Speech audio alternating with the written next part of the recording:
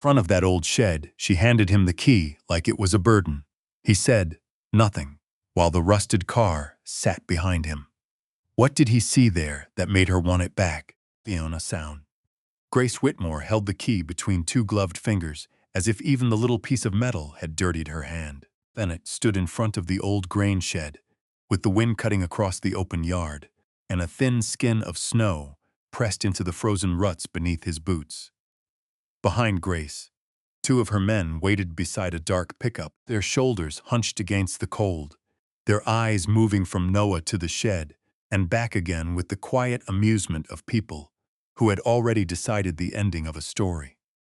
The shed leaned slightly toward the west, its tin roof buckled at one corner, its sideboards gray and split from years of weather.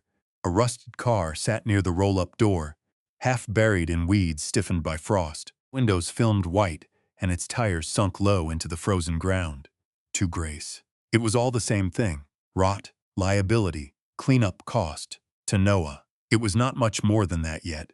He had come because his mother had asked him to, and Grace looked past him toward the shed, then back at his jacket, his work boots, and the old truck he had parked near the fence. Her smile was not loud. That made it worse. "Well," she said, dropping the key into his palm. "You there. It's yours now." The key was colder than he expected. He closed his fingers around it before it could slide away. One of the men behind her gave a small laugh through his nose.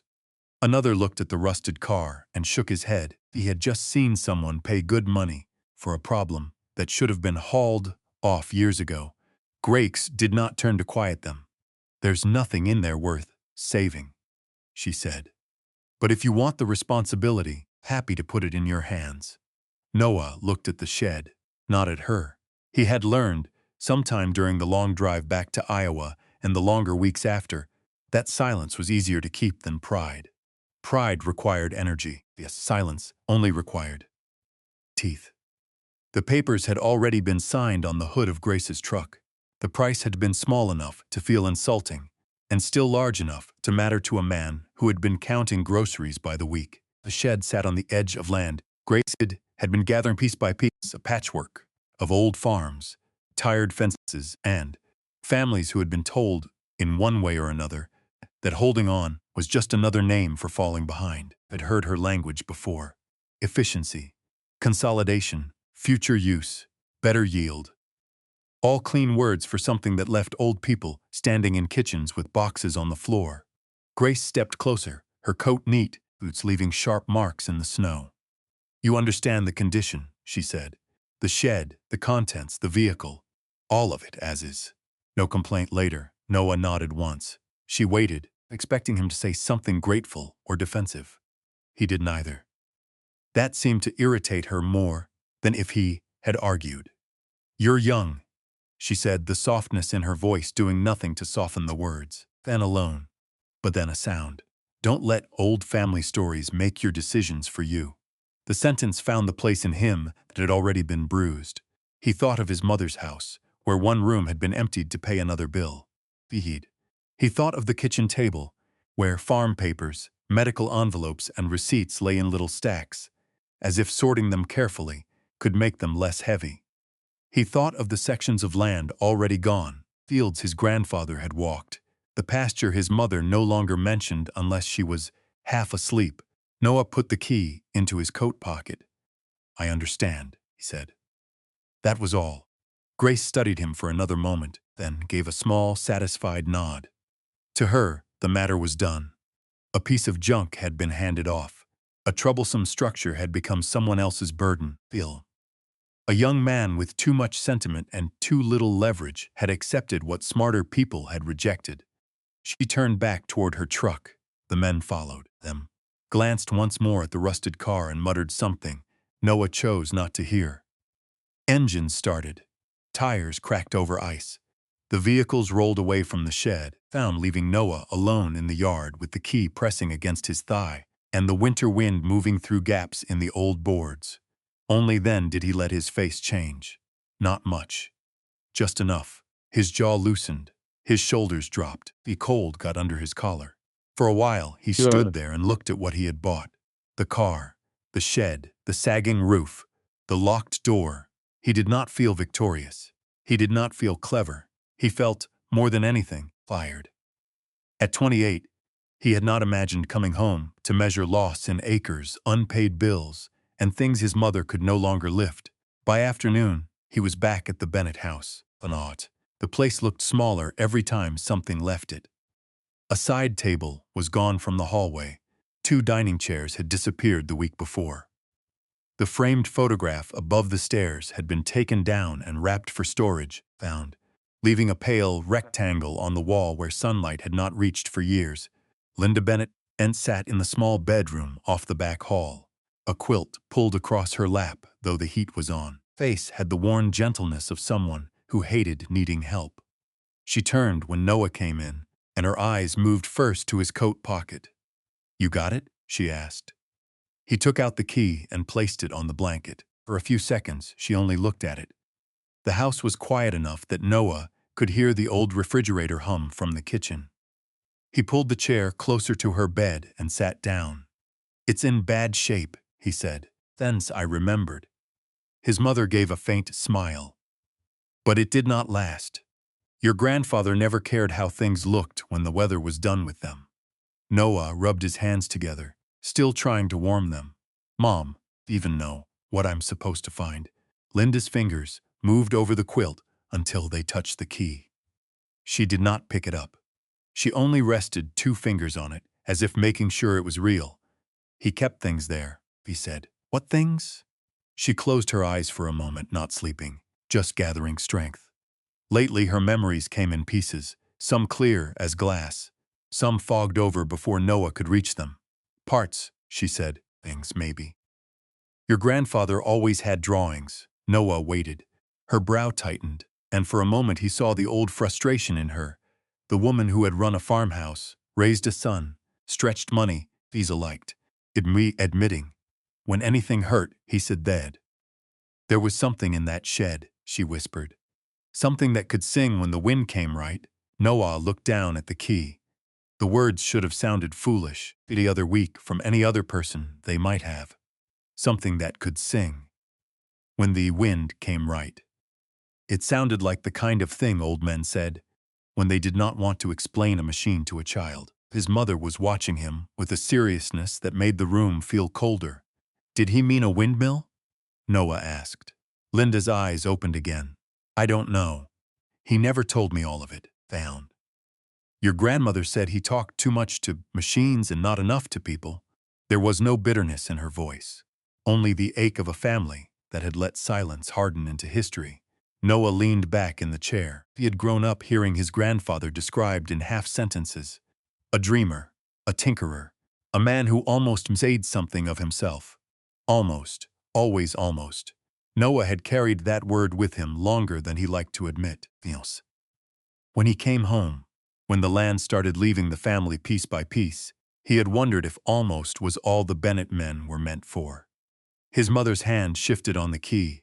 "Don't sell everything before you know what it is," he said. Noah looked at her. She seemed embarrassed by the effort of saying it, as if asking him to believe in an old shed was too much to place on a son already carrying bills, groceries, appointments, the quiet shame of coming back home. He covered her hand with his. "I won't," he said.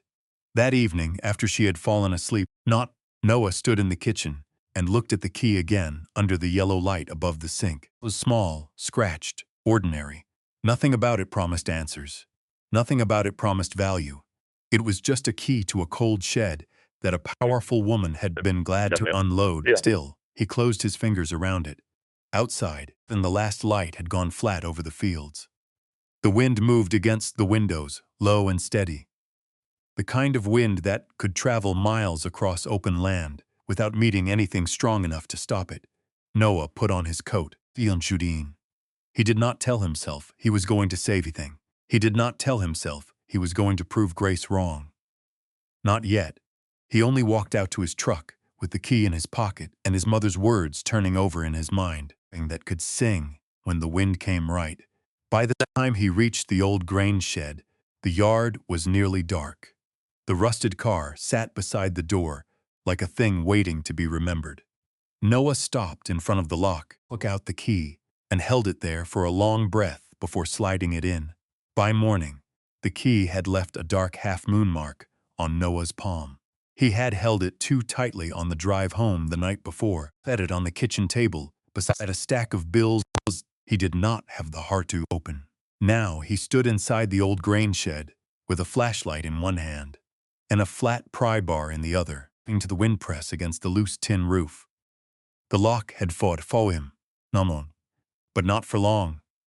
The door had dragged across the floor with a sound like something waking up unwillingly. Cold air moved through the gaps in the walls, carrying the dry smell of dust, old grain, mouse droppings, and rusted metal.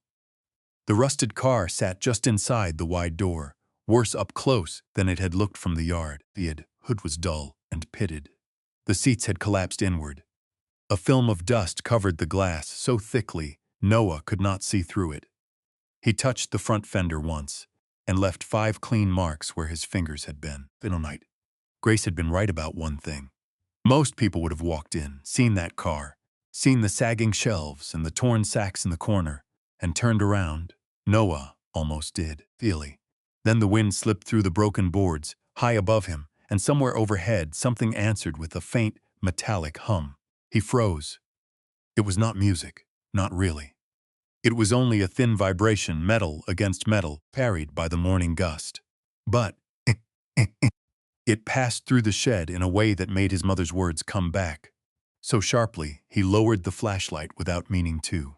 Something that could sing when the wind came right. He lifted the beam toward the rafters. At first he saw only dust and warped boards. Then, beyond a line of broken shelving, he noticed a square opening leading to a narrow loft. A ladder leaned beneath it that the side rails had gone gray. He tested the first rung with his boot. It complained but held. He climbed slowly. The loft was cramped and colder than the floor below. Dust hung in the flashlight beam. For a moment, he had to turn his face into his sleeve and breathe through the fabric. Then the light caught the edge of something curved. Not wood. Metal. Noah crawled closer and pulled away a stiff sheet of canvas. Beneath it lay a set of windmill blades, stacked in sections, their edges dulled by age but not ruined. Beside them were metal rods, a small pump housing, bolts wrapped in waxed cloth, and a long wooden box with a cracked lid. His heartbeat changed. He set the flashlight on a beam and opened the box carefully. Inside were drawings rolled tight and tied with string. There were notes, measurements, little corrections in the margins. Some pages had stains. Some had corners chewed away. But the lines were clean enough for him to understand the mind behind them. A wind-powered water pump.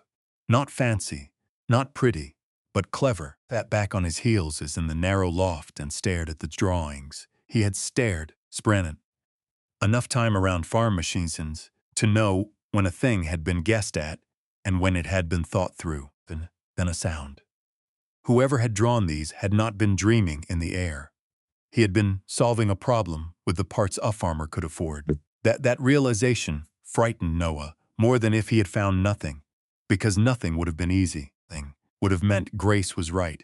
His mother was tired, and the old stories could be left alone. This was not nothing.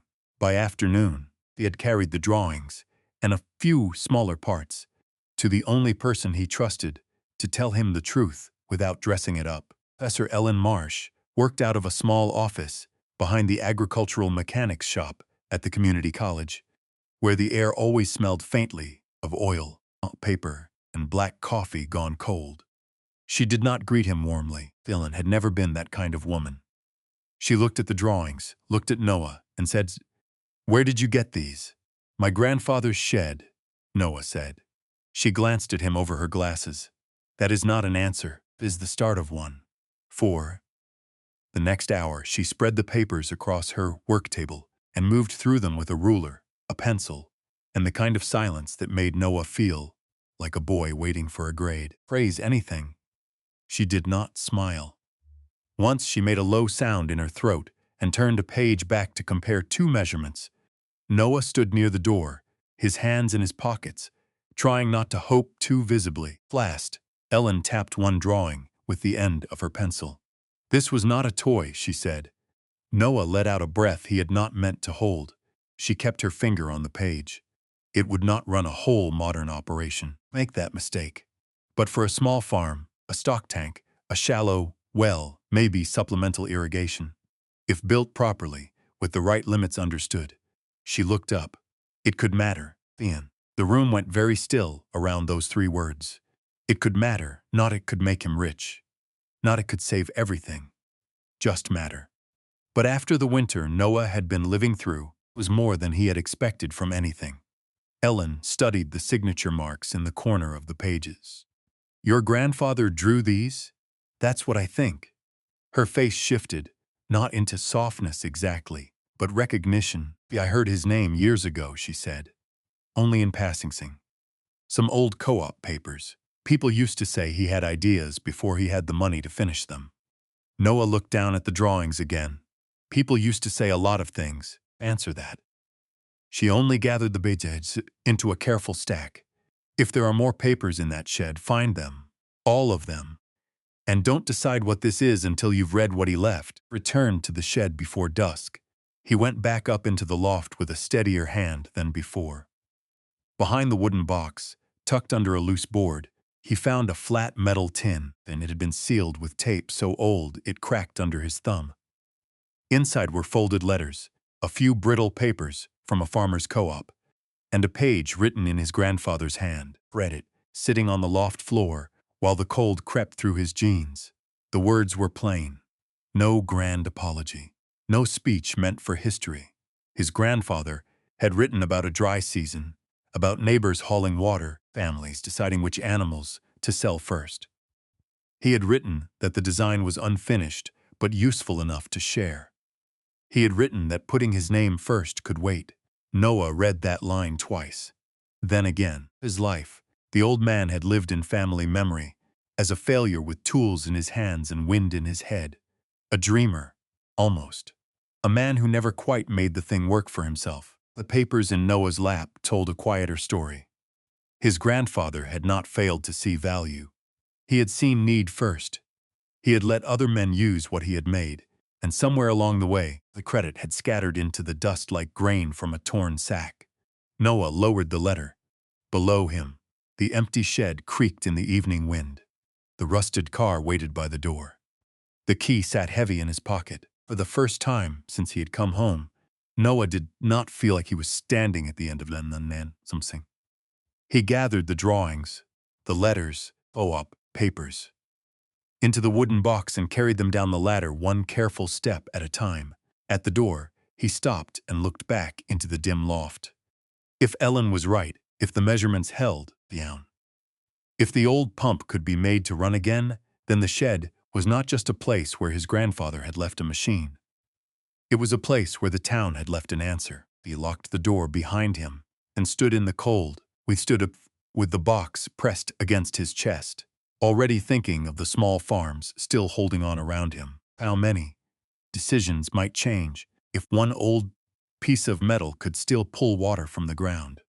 The box of drawings rode beside Noah on the passenger seat for 3 days before he found the courage to ask June Harlan for help, not because he doubted the papers anymore.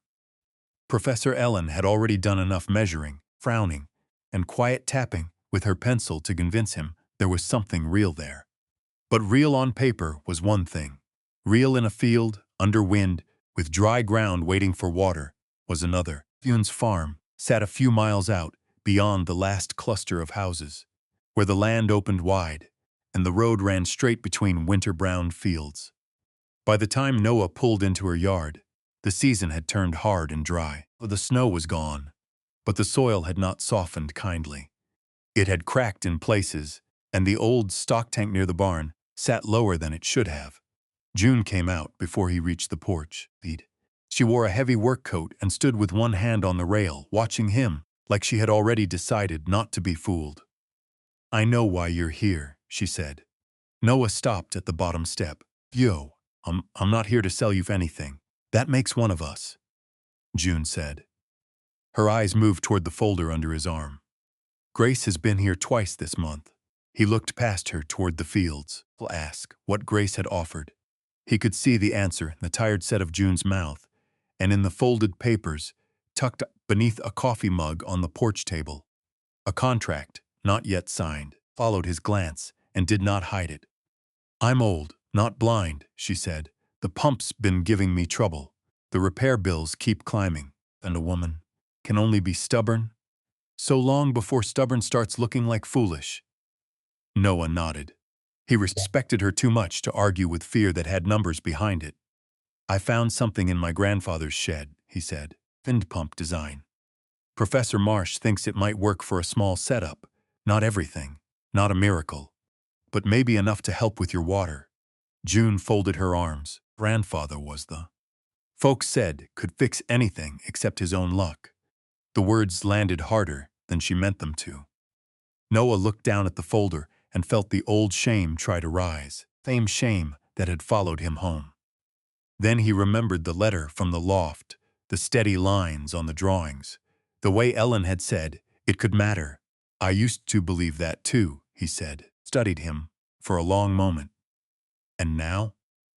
Now I want to test what he left." That was the first thing she seemed to respect. She did not say yes right away. She made him walk the yard with her. She showed him the wellhead, tank, the old pump line, the stretch of open ground where wind crossed clean from the west.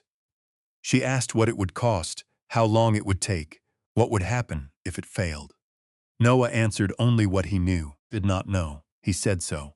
By the time they reached the barn, June was quiet. "You get one try," she said. "You tear up my place, you put it back. You make promises you can't keep, I'll throw you out myself." He almost smiled. "That's fair." The next week became a string of cold mornings and late evenings inside the grain shed. Noah worked under a hanging shop light, with the drawings pinned flat to an old board and penciled corrections marked in the margins.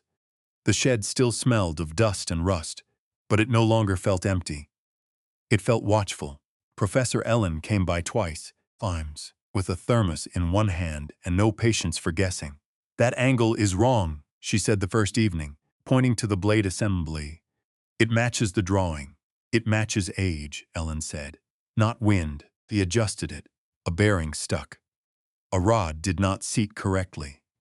One of the old brackets cracked when Noah tightened it, and he had to rebuild the connection from scrap metal he had saved from the shed.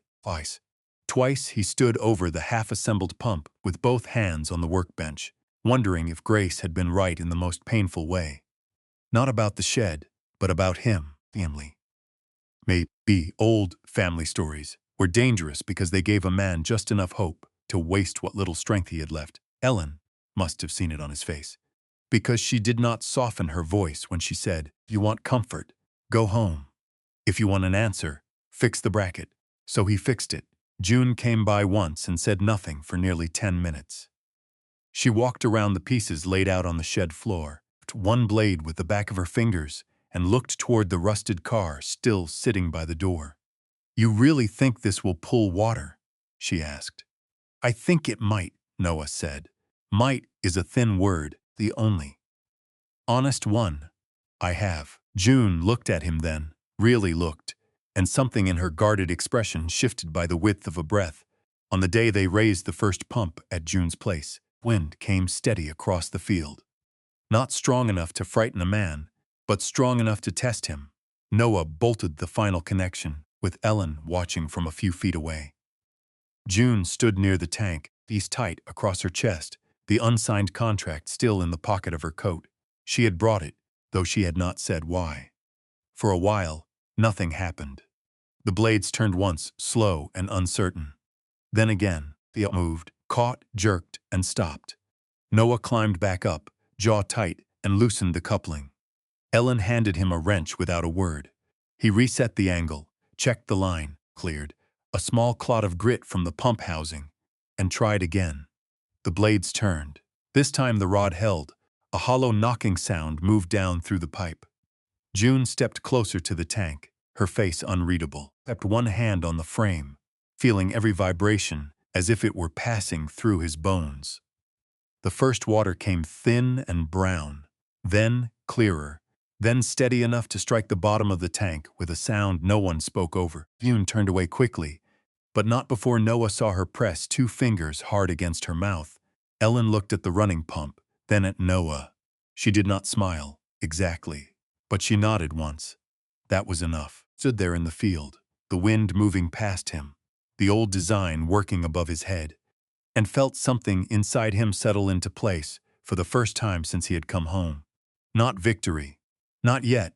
Proof. Vehicle came up June's drive. Before the tank had filled halfway, Noah knew it.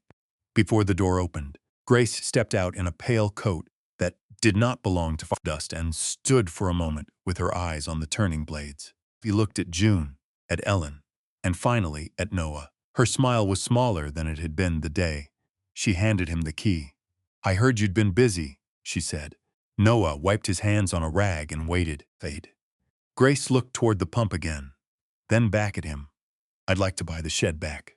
Grace did not look at the water in June's tank for long. He looked at it just long enough to understand that it had changed the shape of the conversation. Then her eyes moved back to Noah, and whatever surprise had crossed her face folded itself into the calm, businesslike expression she wore. When she wanted a room to remember who held the money, Noah still had the rag in his hand. The pump above them turned in the steady wind, slow and stubborn, the old metal rod moving with a rhythm that sounded almost too plain for what it meant. June stood beside the tank, with one hand resting on the rim. Ellen remained near the frame, and Grace, with the cautious look of a woman who had seen good work undone by people who spoke too quickly. Grace stepped closer. "I can make this simple," she said. "You sell me the shed, I'll cover what you've spent, more. Enough to help your mother. Enough to give you room to breathe." Noah did not answer right away. That was the cruel part. The offer was not foolish. It reached exactly where he was weakest. His mother's medicine, the house with too many empty spaces, the land that had already slipped from their hands, piece by piece. Grace knew pressure. She knew where to place it. June's fingers tightened on the tank rim, Fisher toward the turning blades, then then back at Grace. "Why do you want it now?" Grace gave him a small smile. "Because I was wrong about its usefulness." It was the nearest thing to an admission she had offered. She did not say she had been wrong about him. She did not say she had been wrong about June, or Linda, or the families she had been telling to sign before the season got harder. "The shed isn't for sale," Noah said. His smile thinned. "Don't make this emotional." "It already is," June said. Grace turned to her. "Mrs. Harlan, with respect, one working pump does not change the economics of a farm." "No," June replied. Feast. "What a person does on the day she was about to give up." The words hung there in the yard, carried by the wind, but not taken away by it. Grace looked at the tank again. The water was still coming, clear now, filling the inside with a steady sound. It was not enough to save every farm in the county. Noah knew that. June knew it. Even Ellen knew it. But it was enough to ruin a sentence Grace had used too many times. No other choice. Feel. Grace left without raising her voice. That made the moment feel less like a defeat, and more like a calculation that had gone wrong. She closed her car door carefully, drove out past the dry field, and did not look back. At the end of the week, June had not signed her papers. That was the first thing people noticed. The second was that she was talking, not loudly. June had never been loud, but at the feed store, the small diner, off the county road, in the parking lot after Sunday service, she told people the pump was running. She told them Noah had not promised more than he could do. She told them the old Bennett design had pulled water when her own hope was running low. At first, people listened the way worn-out people listen to good news, carefully, as if it might break if touched too hard. Two brothers from a farm farther west asked Noah to look at an old well setup. A couple, who had been days away from signing with Grace, asked if they could wait before making a decision. Family brought Noah a folder of repair bills and asked whether a smaller system might help them through the season. None of it happened all at once. There was no parade, no sudden victory, no grand announcement. Found happened in kitchen conversations, over tailgates, beside fence posts, in the pauses after someone said, "Maybe we should hold off." That was enough to make Grace return to the old grain shed. This time, she came alone. He was standing outside with the shed door open, sorting old boards that could still be used from wood too split to trust. The rusted car sat beside the entrance, unchanged, its dull body catching a little afternoon light. It looked no better than it had. The day Grace handed him the key, but Noah did. He still wore the same work jacket. His hands were still scraped and stained. Nothing about him looked rich or polished or powerful. When Grace stepped out of her car, he did not look like a young man holding someone else's burden anymore. Not she noticed it. He could tell. "I'm prepared to increase the offer," she said. Noah set down the board in his hands. Grace looked past him into the shed. The drawings had been moved to a dry table. The parts were organized. A cleared corner had become a workbench. A hand-painted signboard leaned against the wall, unfinished, words penciled across it first. Bennett Wind and Pump. Her face changed when she read it. "You don't have the capital to scale this," she said. "You don't have staff. You don't have distribution of one working installation and a sentimental story." Noah nodded.